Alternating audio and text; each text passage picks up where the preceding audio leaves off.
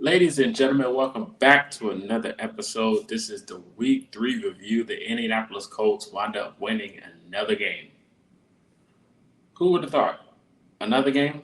The Colts are 3-0 after defeating their first rivalry matchup in the AFC South, the Tennessee Titans. They wound up winning 41-20 on the road. Impressive win. It could have been a bigger score due to the complications in the red zone that we'll talk about later. But we got to go over the injury report. Of course, the Colts lost some players in this game. On the defensive side, Kenny Moore and Tredavious Ward both went down. Mooney Ward is what he liked to be called. They both went down with injuries. Kenny Moore had a hamstring injury, a calf injury, and Ward injury was a concussion. Alec Pierce was a concussion, I believe. Alec Pierce had a concussion, and Ward went down with an injury. We don't know what he looks like moving forward, but it's going to be interesting to see how those guys recover going throughout the week. If they're going to be available for week 4 or not, I'm pretty sure we can already rule out Kenny Moore. It looks like he's going to be a no-go for week 4 and Alec Pierce, in my opinion. So it's going to be interesting to see how this team moves forward into week 4 with those injuries, key pieces for both sides of the ball. Alec Pierce with a concussion after that big catch or the big incompletion.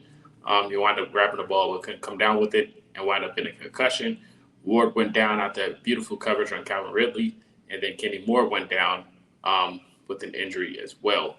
So it's going to be interesting to see how this team looks moving forward. If they're going to make any moves, call up some players. My personal would be Tyler Scott, wide receiver for the Indianapolis Colts. It's on the practice squad, been on the sideline. This might be his time to shine. And for the Colts defensive side, they have to make a call immediately for the DB room because the DB room is thin. The corners have been getting cooked as of late, so it's going to be interesting to see how they moving forward. Ward had an amazing game, so we got to give him credit where credit's due. He had an amazing game before he went down with injury. But the playbacks, the game started off with a pick six from Kenny Moore. Beautiful play by him. Gave the ball to his mom in the stands. Beautiful play. Beautiful way to start the game. We set up for field goals from the Titans, Colts, and then Jonathan Taylor had a touchdown in the end zone. Another field goal from the Titans, then another field goal from the Colts. Michael Pittman Jr. wound up running down for a touchdown after a huge catch and gain and run. Tony Pollard ran it in for a touchdown later on. So now the score is 27-13. Jonathan Taylor had a huge run where he did the spin move and the juke to the spin move after a beautiful block from Tyler Warren. So the score is now 34-13. Then we got a pass from Cam Ward to Alec Manor, who was a dog. And then Jonathan Taylor wound up running it in to end the game. So honestly, it was a beautiful outing from the Colts offense. It's what we expected, to be fair. We knew the run game was probably going to be lackluster going into this game, but I didn't think it was going to have that huge explosion like it did in the second half. So that was a huge credit to the offense locking in the halftime going into the second half with Jonathan Taylor in mind, pretty much hitting a home run and taking this game by storm. Daniel Jones did most of the damage in the first half, and then, Jonathan Taylor wound up just running it out towards the end. But honestly, this game from Daniel Jones was another game that we would love to see. The consistency is key. It's not about who you play, it's how you play.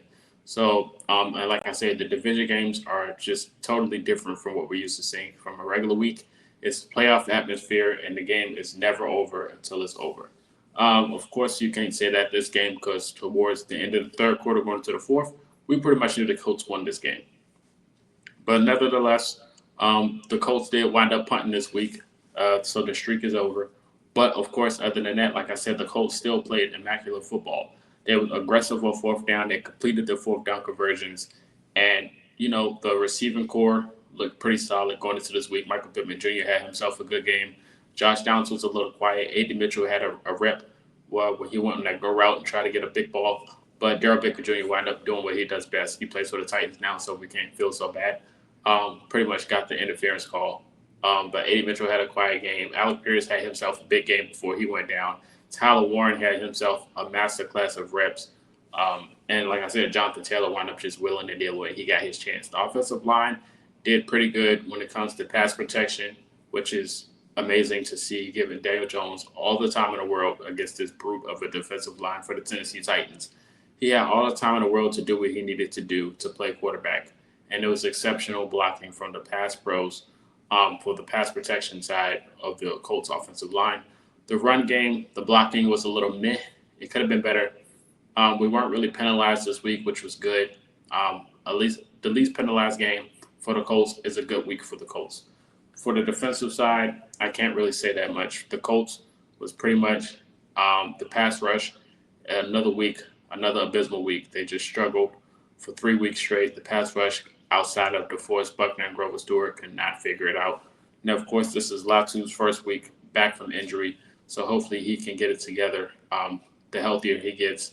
But other than those guys, Quiddy got home. Tyquan Lewis got a few sacks today as well. But other than those guys, honestly, if you look at an overview of the pass rush, it just hasn't lived up to its expectations as of late.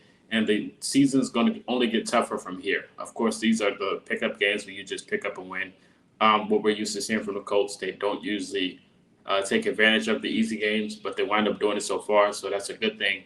But like I said, any week is possible. Any given Sunday, you can lose. So, and if the Packers aren't an example of that, that's exactly what I mean. They wind up losing to the Cleveland Browns. Shocker. But other than that, like I said, the pass rush hasn't lived up to its expectations so far. The secondary has hiccups, but it can be fixed.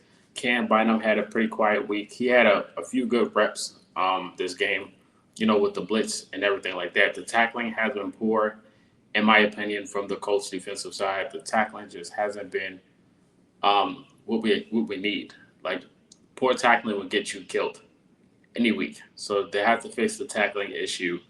DeForest Buckner had himself an amazing game. Like, he was going from sideline to sideline, just flying off my camera every time. He had himself a very solid game. Grover Stewart, like I said, had himself a very solid game. Joe Bachie had a few good plays in there, and so did Zaire. He had a few good plays in there, but pass coverage, something we won't mention. Like I said, the defense in general, besides the interior defensive line, has been a little shaky. Cam Ward was under a lot of pressure this week. I will say that. Getting home, that's another question for another day. But we did make him uncomfortable this week, which we should do. There was a lot of stunts. There was a moment where we did a stunt. Zaire did a stunt and got the swat, which was a beautiful play by Zaire and a beautiful call by Lou Anarumo. He had Cam Ward giving all types of fits.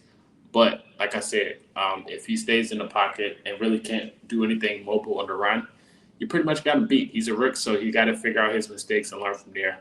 But it was a lot of penalties on the Titans side. It was a bad game to watch if he was the Titans fans, honestly. And you could hear it from the TV that the Titans fans were not pleased with how their team was playing. Tyler Lockett had a few catches later on in the game, but honestly, the Titans just couldn't figure it out. Tony Pollard had a few splashes, but that was about it. Plus, they're banged up too, so that didn't do them any justice as well. But this team, the Titans team, definitely still trying to figure it out. They're still young. They got a rookie quarterback. The coaching side for them it's just not working. So I would love to see what their direction is going to be towards the end of the year with the coaching staff. But the coaching staff is not doing them any favors with the play calls or any things of that nature. So they got to figure it out. And the Colts took advantage of that. This team showed you why their record was what it was. And the Colts took advantage. They continue to win streak against the Titans, which is good. A good week, as usual, is when the Colts are winning. When the Colts win, it's a good week. So it was a good week for us. And I was glad they got it figured out. They was on fire in the first half. They wound up being a little quiet in the second quarter, turned it up in the third, and ended it off in the fourth. So, like I said, they had a pretty solid game. Jonathan Taylor looked like he was in MVP form. Michael Pittman Jr. had a good game. Daniel Jones had a solid game as well. So anytime the offense doesn't commit turnovers, it's a good week. So shout out to them. Hopefully going into next week, we can get some news on Kenny Moore and those guys. Hopefully they can recover as soon as possible. And we'll see what it looks like going into week 4. They got a big test ahead of them. It's going to be interesting, even though they just lost last week. It's going to be interesting to see what they do going into this week against the Colts. But you guys, let me know your thoughts in the comment section about this game. Who was your MVP? What's your takeaways? And the main issues going into week 4. And who do you think they should pick up in the free agency room? There's still a lot of talent out there. Look like they can use some help as of today. So You guys let me know your thoughts in the comment section. This was Cultureshock, and until next time, you have yourselves a good one.